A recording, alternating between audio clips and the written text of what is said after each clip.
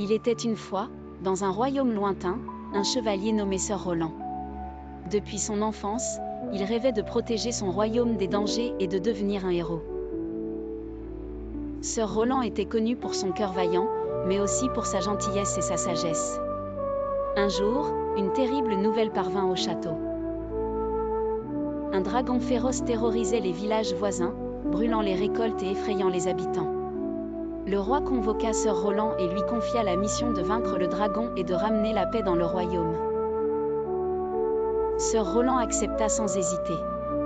Armé de son épée magique et monté sur son fidèle destrier, il partit à l'aventure.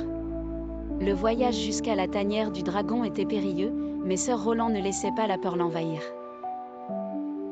En traversant des forêts enchantées et des montagnes escarpées, il rencontra plusieurs créatures magiques qui lui offrirent des conseils et des cadeaux pour l'aider dans sa quête.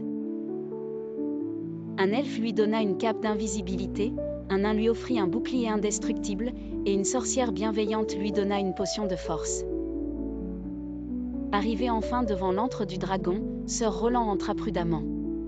Le dragon, immense et terrifiant, l'attendait de pied ferme.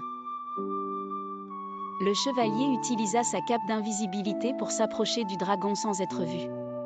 Mais avant de porter un coup fatal, il remarqua une larme dans l'œil de la bête. Sir Roland baissa son épée et demanda au dragon pourquoi il attaquait le royaume. Le dragon, surpris par la compassion du chevalier, expliqua qu'il ne voulait pas faire de mal mais cherchait simplement à protéger ses œufs des chasseurs qui voulaient les voler. Touché par cette histoire, Sir Roland proposa un marché au dragon. En échange de la paix, il protégerait les œufs et veillerait à ce que plus personne ne s'en prenne à eux. Le dragon accepta, en signe de gratitude, lui offrit une écaille magique capable de rendre invincible celui qui la portait. Sir Roland retourna au château et expliqua au roi et aux habitants ce qu'il avait découvert. Grâce à sa sagesse et à sa compassion, il avait non seulement sauvé le royaume mais avait aussi trouvé un allié puissant en la personne du dragon. De ce jour, Sir Roland fut acclamé comme le plus grand héros du royaume, non pas pour sa force, mais pour son cœur et son esprit ouverts aux autres.